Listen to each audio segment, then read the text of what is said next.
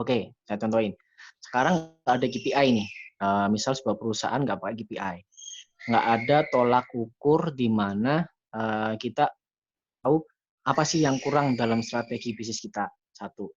Yang berikutnya, nggak bisa tahu, tidak bisa memberi apresiasi maupun depresiasi ke karyawan yang kerjanya bagus sama yang kerjanya nggak ada KPI, ya kan? Nggak ada KPI, terus semua karyawan ya udah dapatnya sama semua apresiasi. Jadi saya nggak rupiah ya gitu. Saat nggak ada KPI juga, kita bisa membuat jenjang karir atau misalnya membuat promosi, menunjuk misalnya, oh berkembang nih, aku butuh manajer. Mungkin dulu baru owner, langsung staff. Aku butuh manajer marketing. Semua anak marketing yang ada itu, anak yang kalau misalnya mau diambil dari bawah ya, karena mungkin belum terlalu percaya diri untuk meng-hire profesional yang dari luar, yang seorang marketing profesional gitu. Pasti nanti akan banyak sekali bias yang sifatnya subjektif. Dan akhirnya apa? Akhirnya yang terpilih atau yang biasanya diangkat, dipromosikan jadi naik gitu ya, entah jadi supervisor atau jadi manajer, pokoknya naik, itu pasti nanti adalah yang subjektifnya tinggi, misalnya deket gitu kan, yang atau dia aku berdiri, tentu dia yang terbaik. Dan karyawan yang baru masuk belum tentu juga ada yang terburuk. Nah, kita tahu dari mana terbaik terburuk, dari mana kita tahu kita yang tepat di posisi yang tepat kalau nggak ada KPI. Ya kan, bisa aja anak desain ternyata dia punya kemampuan sales yang bagus, selling yang bagus gitu. Atau bisa juga anak sales gitu yang berulang kali dia nggak pernah nyampe target, ternyata dia punya kemampuan di bidang yang lain. Oh, ternyata dia jago dalam hal misalnya dalam hal branding. Cuma dia sebenarnya orangnya nggak terlalu pede untuk jadi sales, tapi kita ngerekrut dan dia masuk ke tim sales. Tapi kenyataannya dia sebenarnya lebih jago di belakangnya anak sales, misalnya anak marketing, branding, tapi kita nggak akan pernah tahu. Bagaimana kita bisa tahu kalau nggak ada KPI? Oke lah, kalau tim masih kecil, masih bisa dilihat satu persatu ya. Tim masih 10 orang atau berapa, masih lihat satu persatu. Tapi nanti kalau tim sudah besar, atau mungkin kalau ownernya atau pimpinannya itu mau pergi, misalnya liburan lama, atau mungkin studi negeri dan kontrol kinerja karyawan sudah sesuai sama target atau belum kalau nggak ada gitu. Atau kayak cara pendekatan yang konvensional gitu ya. Mana yang atau salesnya paling tinggi kayak gitu. Nah, oke kayak gitu memang bisa, bisa. Tapi perlu diperhatikan juga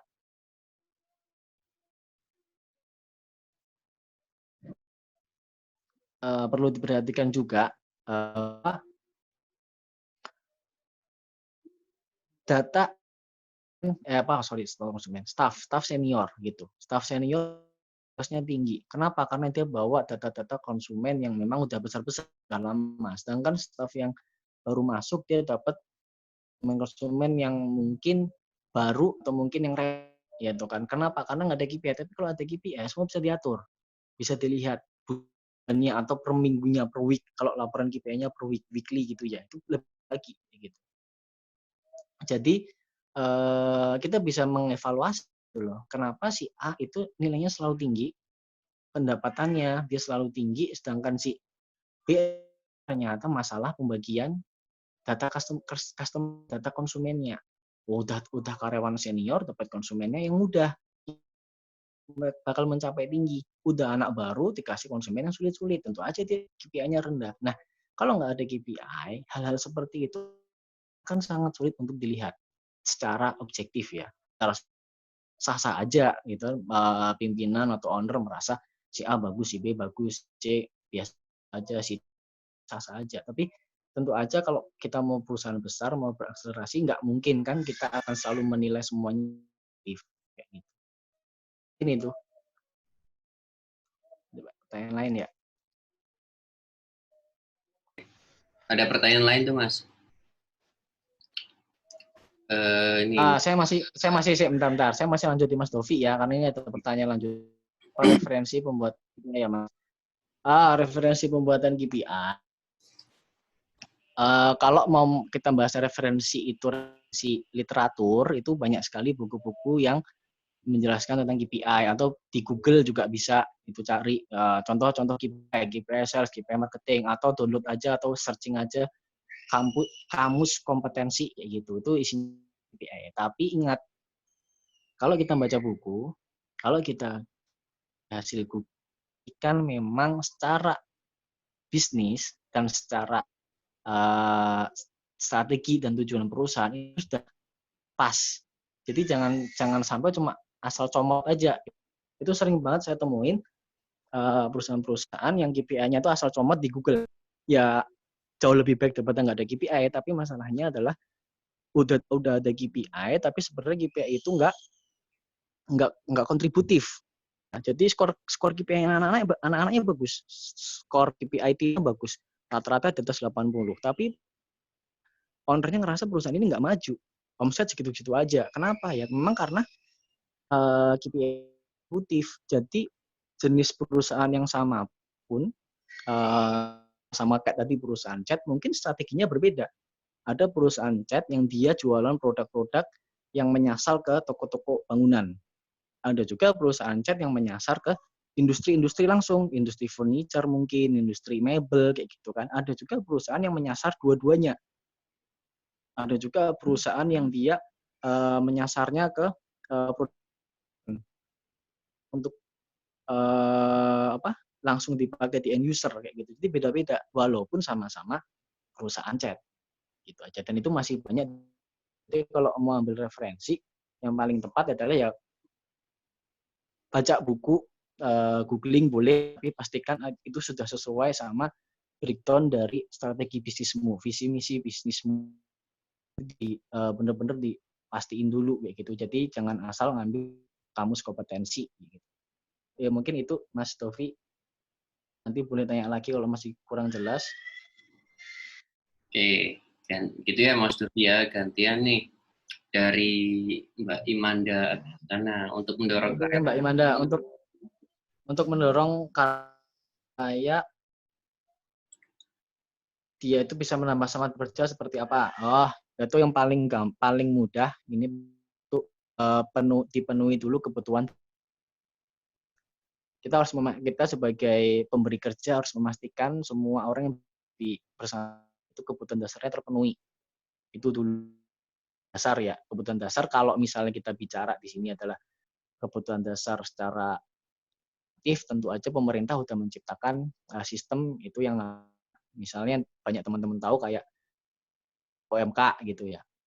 Itu salah satu contohnya. Tapi kalau memang sudah secara remunerasi semua udah pas, semua udah sesuai kayak gitu. Lalu apa cara meningkatkan motivasinya? Jadi ke sistem reward sama punishment. Jadi semua orang yang kerja itu suka kalau mereka itu dinilai berdasarkan dari yang mereka sudah capai, apa yang mereka hasilkan kayak gitu.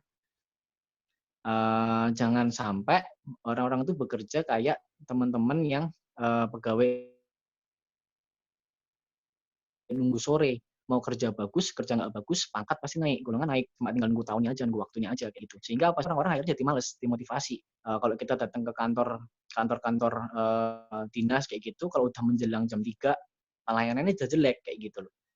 Memuaskan, nggak sebagus kalau kita datang di pagi hari. Kenapa ya? Karena mereka kerja pun ada KPI sebenarnya mereka, cuma KPI-nya itu nggak terevaluasi, jadi KPI-nya sama terus gitu, dan nggak ada apresiasi yang signifikan gitu antara yang mencapai dan tidak tercapai. Akhirnya apa ya, mau kerja bagus nggak bagus, aku kerja bagus, temanku kerja nggak bagus, dapatnya sama, apresiasi sama gitu. Jadi ini sekali lagi iya ya, tapi masalah apresiasi kayak gitu. Jadi dihargai dengan apa yang udah dia hasilkan kayak gitu. Itu semua perusahaan yang punya sistem KPI yang baik, yang terbuka dalam artian itu, semua orang tahu apa mereka dapat KPI seperti itu, targetnya kenapa seperti itu. Jadi tidak hanya sekedar dari pimpinan ini sekian, target sekian, bobot sekian persen, tapi nggak ada sosialisasi kenapa seperti itu. Nah, jadi ada sosialisasi itu harus ada. Nah, ini mungkin salah satu tugasnya di HR gitu ya. Jadi mensosialisasikan angka itu. Jadi mereka semua tahu secara terbuka bahwa oh, target kerjaku berubah karena seperti ini. Nah, itu tentu aja akan menaikkan motivasi dia, dia akan berkontribusi seperti apa, dia harus memaksimalkan pekerjaannya. Mungkin itu Imanda ya, Mbak atau Mas Imanda. Ini yang sesuai sama KPI ya, tapi kalau yang nggak berhubungan sama KPI tentu aja banyak banget ya Mbak ya yang bisa, atau Mas ini yang bisa dilakukan untuk meningkatkan semangat kayak gitu. Oke. Oke. Selanjutnya Mas atau Mbak Saka nih ya. Ya.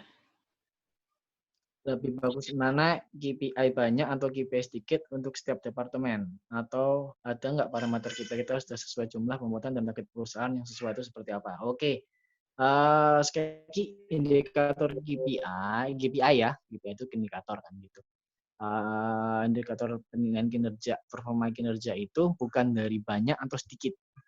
Kalau secara logika aja, maka semakin rendah level staff, KPI akan semakin banyak variannya. Tapi semakin tinggi itu semakin sedikit KPI-nya atau aktivitas untuk yang dinilai KPI itu semakin sedikit. Contoh nih ya, manajer sales, manajer penjualan. Mungkin KPI-nya cuma satu, hanya adalah net income kayak gitu. KPI-nya cuma itu gitu. Tapi nanti dia turun ke bawahnya, misalnya supervisornya ditambah KPI-nya. Jadi tadi ada apa perluasan market share mungkin kan, terus habis itu existing netsnya gimana, dibawa lagi ke staff lagi, nanti lebih rinci lagi seperti itu. Logikanya seperti itu. Jadi bukan banyak atau sedikit KPI, tapi apakah KPI mereka itu sudah sesuai dengan tujuan kenapa tim itu dibentuk kayak gitu loh. Jadi kenapa kita membentuk tim sales? Kenapa kita membentuk tim marketing? Kenapa nggak jadi satu aja semuanya, nggak ada sales, nggak ada marketing, nggak ada finance, nggak ada admin, semuanya sama gitu kerja, semua keroyokan kayak gitu. Dan kenapa kita harus membedakan satu departemen itu aja, itu pasti ada tujuannya karena apakah tujuan itu tercapai? Gitu. Marketing misalnya ditarget atau tim branding itu ditarget bahwa untuk keyword ini itu perusahaan kita harus ada di page nomor 1 di Google gitu. Jadi ada di first page Google kayak gitu. Itu kan KPI ya gitu kan. Nah, untuk dapat first page itu kan tentu aja akan memboosting lebih jago jelasin tentang kayak gitu ya. Jadi semakin ke bawah, secara logika nih ya, semakin ke bawah maka KPI semakin banyak variance-nya. Dan semakin ke atas itu semakin mengerucut. Karena memang pada akhirnya tujuannya juga cuma itu gitu. Cuma kan sekali lagi ini bukan lebih banyak atau lebih baik bukan, tetapi apakah KPI atau belum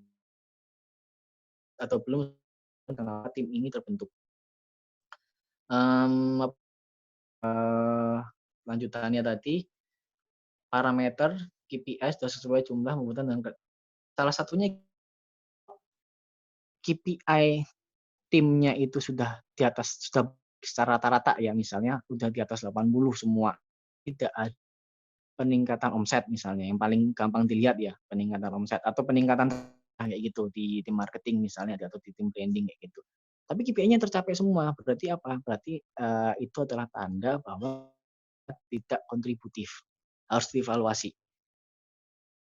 Benar benar ini seperti ini. Tapi bisa juga KPI-nya udah benar kontributif, tapi di dalam itu ada data-data yang tidak tepat kayak gitu. Contoh kayak tadi ya saya bilang ya, di contoh yang tadi presentasi KPI untuk peningkatan penjualan di konsumen yang existing gitu kan. Nah, itu harus ada koridornya. Maksudnya penjualan itu minimal berapa? Datanya apa? Penjualan apa dari konsumen ini yang bulan lalu kayak gimana? Apakah benar-benar naik kayak gitu? Atau cuma baru tapi item lama nggak dibeli, jadi cuma coba-coba. Lalu kamunya di mana? Fungsinya di CSR, memastikan setiap laporan KPI, angka-angka yang mereka laporkan itu didukung yang valid. Jadi kalau KPI-nya tapi itu secara perform nggak naik, ya itu salah satu indikator yang paling jelas bahwa KPI mereka sebenarnya nggak kontribusi. Itu jelas banget kayak gitu. Oke ya, nanti kalau ada yang belum akan tanyain. Lebih penting mana KPI atau job desk dan SOP? Oh ini Mas Saka sama ya. Bentar ya Mas ya, saya lewat dulu ke Mas Saka atau Mbak Saka, nggak tahu ini lewat dulu ke Andi WW. KPI yang tepat untuk usaha jasa BPA. Oke, langsung spesifik ya. Jasa baby spa, kayaknya KPI untuk apa dulu nih? Misalnya untuk jasa terapis ya, terapisnya kayak atau marketingnya atau apa kayak gitu. Nah, pertanyaan ini kalau dijawab, kalau Anda tanya ke setiap orang gitu ya, atau setiap orang tentang KPI atau setiap konsultan gitu, itu bisa berbeda-beda. Kenapa? Karena sebelum si orang ini menjawab KPI yang tepat itu apa, tentu akan menentukan perusahaanmu itu perusahaan seperti apa, ya kan? Terus proses bisnisnya seperti kamu mau membawa kemana perusahaan ini. Jadi berbeda-beda.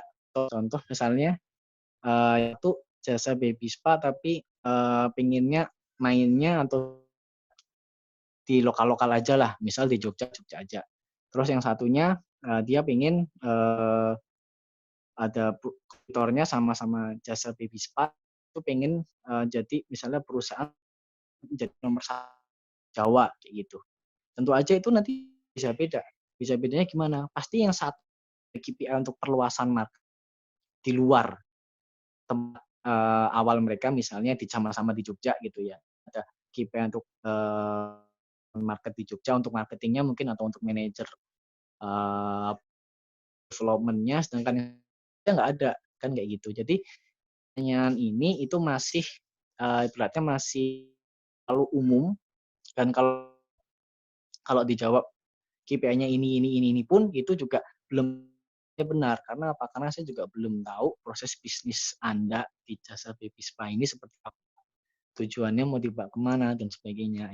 Itu ya tadi yang sama-sama perusahaan, misalnya sama-sama perusahaan cat, pengen jadi nomor satu di Indonesia, satunya pengen jadi nomor satu di Asia. Tentu aja yang Asia pasti mereka akan ada KPI di mana mereka harus menguasai bahasa asing.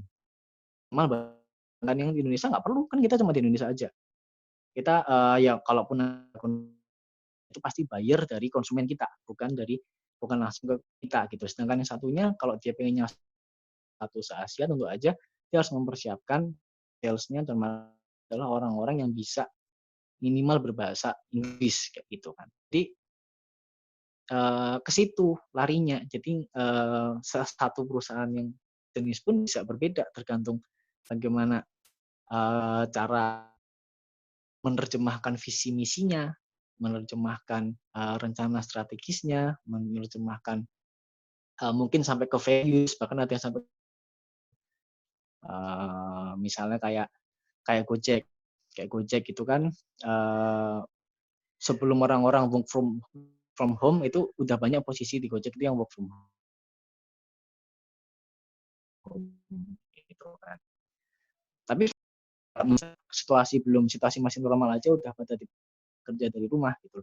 Karena mereka punya values yang mereka kejar agar tim di bawah mereka itu, tim-tim yang di level-level di bawah middle gitu itu untuk mereka punya agility gitu loh. Mereka punya kemampuan untuk bisa bekerja di bidang-bidang yang lain kayak gitu sih. KPI-nya mereka ada salah satu KPI-nya adalah learning gitu ya kan. KPI-nya belajarnya di perusahaan-perusahaan beberapa perusahaan startup gitu loh. Belajar itu termasuk dari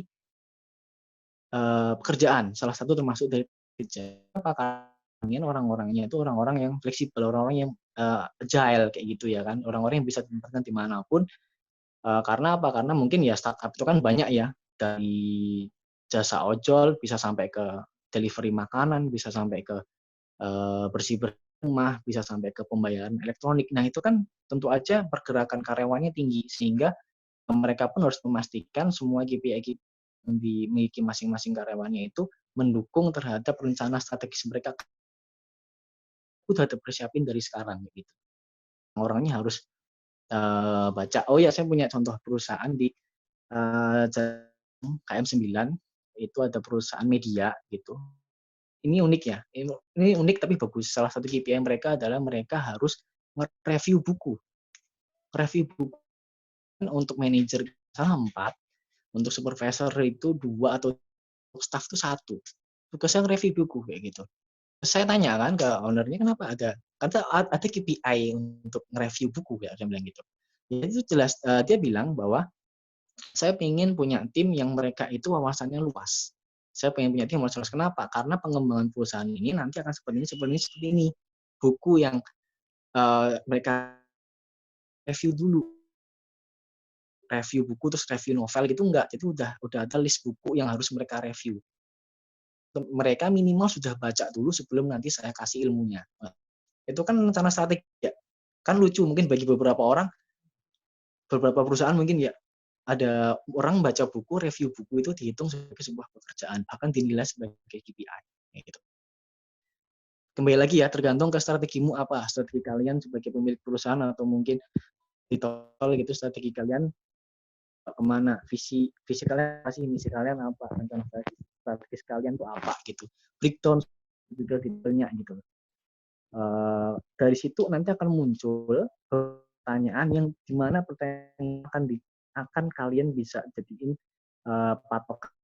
patokan awal untuk menyusun KPI gitu. Jadi saran saya sih kalau mau baca buku, mau googling nggak apa-apa, tapi pelajari metodenya aja, jangan ambil kamus kompetensinya gitu. Atau kecocokannya nggak apa-apa sih, tapi belajar metodenya. Gimana cara orang ini menerjemahkan visi misi mereka jadi indikator kerja gitu. Ya mungkin itu. Oh, ada lagi. Oh, oke, ada lanjut. Ya, saat ini tutup kondisi tidak mungkin. Lingkup kerja kami langsung bertemu dan berbicara dengan customer. Hampir juga. Nah, kalau ini ya itu bukan sama sekali tidak bisa diselesaikan dengan KPI, nggak bisa. Kalau memang kemalam saya itu ikut kelas Zoom meeting juga. Bulia itu GM-nya Larissa. Sama kan ya Mas Apis ya? Atau Bu ini, maaf kalau saya sama-sama terapis ya. Nah, itu semua terapisnya dijadi marketing online atau customer online. Ya, itulah pokoknya urusannya sama penjualan. Posisi di Larissa sekarang dari level OP sampai level tertingginya GM mungkin semuanya itu jualan online. Orang gudangnya juga jualan, terapisnya jualan online dan sebagainya. Ya nanti kalau memang mereka juga ditarget ya gitu. Di mana target ini sudah diperhitungkan sama ini minimal itu bisa menghidupi uangnya itu kerja mereka itu bisa menghidupi untuk gaji mereka sendiri. Nah ini tergantung apakah pendekatan seperti ini bisa dilakukan enggak di tempatnya ini jasa seperti ini. Kalau memang nggak bisa, silakan dicoba dulu gitu kan. Kalau memang nggak bisa atau karena pendapatnya itu cuma jasa terapisnya aja gitu, jasa spanya aja gitu ya, ini ranahnya kita harus mengganti IPA atau enggak gitu. Tapi ini adalah strategi di mana saat pandemi seperti ini untuk menyelamatkan untuk perusahaan untuk survive itu kita harus berbuat apa gitu. Banyak ya, ada pengurangan karyawan, ada merumahkan karyawan, itu dua hal yang berbeda. Terus habis itu ada shifting kayak gitu kan. Itu banyak hal kayak gitu. Oke, saya rasa itu dulu ya Mas Andi atau Pak Andi, karena ini semakin ke belakang akan jauh semakin dari KPI. Intinya ini adalah pertanyaan yang sesuai dengan kondisi saat ini. Gitu. Untuk sementara saya keep dulu, nanti kalau ada yang tanya hal yang serupa gitu bisa saya nanti perjelas lagi. Mbak Lala. Oh Mas, ya oke Mas Andi. apakah owner direktur juga harus dibuat KPI juga? Kalau iya siapakah? Nah ini. Oke, owner dan direktur. Nah, sekarang pertanyaannya adalah ownernya ini dia kerja atau enggak? Kayak gitu kan. Dia in charge atau enggak? In charge itu ngantor dan kerja atau enggak? Kalau ownernya itu owner yang benar-benar cuma ya owner apa ya? Owner kekeluargaan gitu ya. Jadi ada perusahaan terus anaknya dikasih duit sama bapaknya untuk menjalani sebuah ini perusahaan jalanin kayak gitu kan. Terus anaknya ini jadi owner tapi anaknya ini nggak bisa, maksudnya dia nggak tertarik di bisnis itu atau dia nggak mau bekerja di bisnis itu atau dia nggak bisa atau nggak mampu, akhirnya dia meng-hire orang kayak gitu kan untuk mengelola jadi manajernya mungkin. Nah, apakah si owner ini si anak tadi ini harus ada KPI-nya nggak? Kalau dia bekerja, dia punya fungsi pekerjaan, ya tetap harus ada KPI. Yang buat siapa? Yang buat ya kalau secara di atas sendiri itu ya tentu aja dirinya sendiri, dia sendiri. Tapi tadi kan saya udah bilang ya ada forum di mana di forum itu semua middle up sampai top level itu dijadiin di satu oleh HR, itu difasilitasi untuk membreakdown semua visi misi tujuan itu semua dibreakdown semua gitu loh. Nah pasti nanti semua bagian itu pasti akan mendapatkan targetnya masing-masing. Even itu si direktur kalau memang direkturnya itu berfungsi. Tapi ada juga beberapa perusahaan yang direkturnya itu simbolis ya, ownernya simbolis. Jadi ada ownernya tapi sebenarnya ownernya nggak kerja beneran kayak gitu. Jadi cuma perusahaan ini yang punya Pak ini, tapi nyatanya di perusahaan itu Pak ini juga nggak kerja, dia cuma simbolis aja gitu. Biasanya sih perusahaan franchise kayak gitu kan, kayak gitu. Tapi ya kalau seperti itu ya kalau emang nggak kerja ngapain dibuatin KPI. Tapi kalau dia kerja ngantor, buat KPI. Tetap itu tetap harus dibuatin KPI. Ya kalau memang tidak ada yang di atasnya lagi ya bisa lewat konsultan. Kalau nggak pakai konsultan ya putusin di dalam forum kayak gitu. Di dalam forum itu yang namanya KPI itu kan pasti berjenjang kayak gitu. Yang nggak dapat KPI ya cuma yang nggak kerja aja kayak gitu loh. Nggak kerja ya nggak dapat KPI. Misalnya investor nggak ada KPI kayak gitu. Owner di sini kalau ownernya investor tapi nggak ngantor ya dia nggak dapat KPI. Bukannya dia nggak kerja. Dia cuma ngasih duit aja, muterin duitnya dia dikasih terus diputerin sama teman-teman yang kerja di perusahaan itu.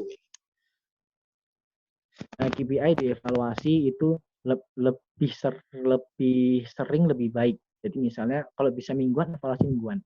Kalau nggak bisa mingguan, bulanan evaluasi bulanan. Silahkan, tapi asalkan tetap dievaluasi. Mau 3 bulanan, mau 6 bulanan, 1 tahun dievaluasi. Silahkan dievaluasi. Indikatornya tadi sudah saya ceritain di awal ya, kalau hasil antara KPI ini nggak nyambung sama kemajuan perusahaan, itu sudah satu indikator yang pasti bahwa KPI-nya ada yang kenapa bisa nggak perusahaan kayak gitu. Jadi kalau evaluasinya kapan baiknya ya kalau menurut saya selaku orang yang udah sering pakai KPI ya semakin sering semakin baik, ya minimal sebulan sekali lah gitu. Lihat 1 kali periode kan, nah itu 1 bulan sekali di evaluasi kayak gitu. Kalau 1 minggu dirasa terlalu cepat ya nggak apa-apa gitu. Tapi kalau saya sih asalkan itu beralasan mau 1 minggu itu dievaluasi juga bisa. Tapi ya minimal 1 bulan lah. Kalau memang males banget atau memang ngerasa KPI nggak penting banget atau memang udah yakin ini KPI udah bener ya 6 bulan atau setahun lah dievaluasi. Saya rasa nggak di perusahaan-perusahaan yang udah maju itu KPI mereka itu benar-benar direview monthly gitu atau minimal chapter ada 1 chapter mereka review. Apa ini Mas atau Mbak Mas Jeka, kalau kerja sendiri sebagai blogger internet marketer bikin KPI sendiri gimana Mas? Saran saya nggak usah bikin KPI Mas kalau kerja sendiri gitu. Cukup bikin apa ya namanya, ini mungkin malah ke arah bisnis bukan SR ya. Karena gini, SR itu kan mengelola manusia ya, sedangkan kalau sendiri kan tapi mengelola diri sendiri ya, jadi mungkin lebih ke leadership diri Anda sendiri gitu kan, manajemen diri Anda sendiri gitu ya. Jadi ya kalau buat KPI ya monggo buatin KPI, tapi kan KPI itu kan ada fungsi controlling kan, fungsi supervisi juga, ada fungsi koreksi gitu. Jadi kalau saya sendiri dan dia buat sendiri, dia koreksi sendiri ya ya bisa-bisa aja, tapi agak agak nanti lebih banyak subjektif daripada objektifnya. Kecuali kalau mungkin Anda berdua udah bisa. Kalau Anda berdua itu bikin KPI bisa, sebenarnya kan saling koreksi, saling evaluasi. Tapi kalau sendiri sih saran saya sih daripada bikin KPI mending bikin time schedule atau bikin rundown atau apapun itu. Jadi mungkin jauh lebih praktis daripada Anda bikin KPI, karena KPI itu ada fungsinya, salah satunya adalah controlling. KPI tim produksi gimana ya Mas? Produksi apa dulu ini Pak? Karena di beberapa jenis bidang industri produksi itu berbeda. Produksi di industri kuliner itu orang-orang yang kerja di dapur. Kalau produksi di misalnya di industri jasa itu bisa juga produksinya adalah salesnya itu sendiri gitu. Jadi kurang spesifik pertanyaannya, mohon maaf. Produksi casing, produksi casing, oke, produksi casing HP gitu ya. Produksi berarti produksi barang ya, produksi barang itu umumnya ya, tapi tolong jangan Anda ambil hanya dari jawaban saya. Tetap Anda harus melihat dari di dalam perusahaan Anda sendiri. Umumnya produksi itu salah satu KPI yang paling tepat adalah zero defect, 0% kesalahan. Itu bisa juga ditambah misalnya kecepatan produksi, ketepatan produksi, jumlah produksi kayak gitu kan. Kita punya berapa mesin untuk bikin casing? Misalnya punya 3 mesin. Satu mesin bisa menghasilkan misalnya 100 casing dalam sebulan. Misalnya contoh ya, saya nggak tahu ya bikin casing itu seperti apa. Ini contoh aja. Berarti kalau 3 casing harusnya 100 sebulan. Tapi kenyataannya yang mereka produksi nggak nyampe situ. Gitu. Jadi kan ada evaluasi. Gitu. Itu baru dari jumlah produksi. Bisa aja kita bicara tentang kecepatan produksi. Dari di order sampai jadi itu bisa jadiin KPI. Tapi yang paling sering, paling banyak sama di setiap perusahaan itu adalah zero defect, 0% kesalahan, 0% cacat kalau di barang ya, 0% cacat. Jadi semakin sedikit cacat, bahkan mendekati 0, itu berarti KPI-nya bagus. Nah, oke itu Pak. Atau Mas, atau coba nih Mas Zeka. Bambang, Pak Bambang Setiono. Udah tinggal 4 menit lagi Mas. Zoom 40 menit tinggal 4. Cepet ya gitu. Kayaknya udah cukup ya. Oke, penutup ya. Saya tahu ini masih banyak pertanyaan tadi saya belum jawab. Pertanyaan dari Mas Dovi, pertanyaan dari Mas atau Mbak Saka, beberapa saya skip karena saya tahu ini jawabannya akan panjang dan mungkin lebih nggak nyambung sama tema malam ini.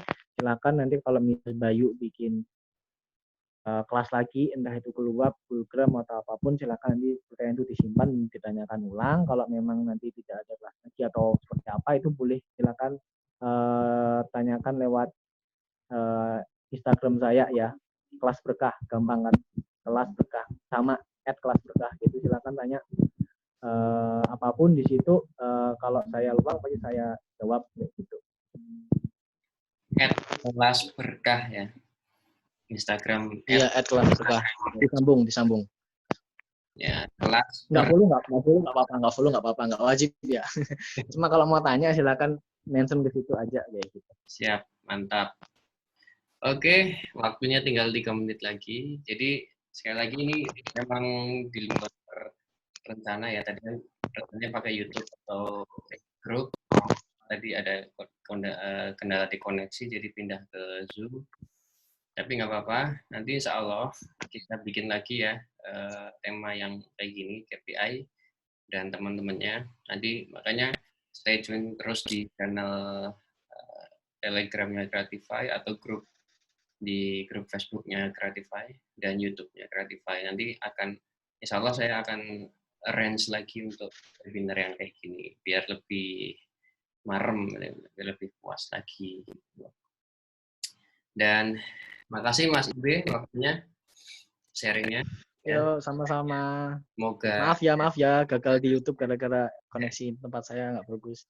Nggak apa-apa, ini juga udah lancar kok di Zoom. Ya, semoga jadi amal jariahnya Mas Ibe. Ya, terima kasih juga Amin. yang sudah ikut Creatify sharing ke 11. Besok libur, Sabtu Minggu ya saya juga perlu istirahat, capek ya libur. Nanti Senin kita lanjut lagi, temanya adalah talent mapping ya. Jadi talent mapping itu ya mungkin kayak apa ya, Steven kayak gitu lah. Nah, diikutin aja di channel Telegram. Oke, waktunya udah mau selesai. Saya pamit ya. Sampai jumpa di event selanjutnya, di Creative Sharing seri selanjutnya. Terima kasih semuanya. Sekian dari saya. Assalamualaikum warahmatullahi wabarakatuh. Waalaikumsalam warahmatullahi wabarakatuh.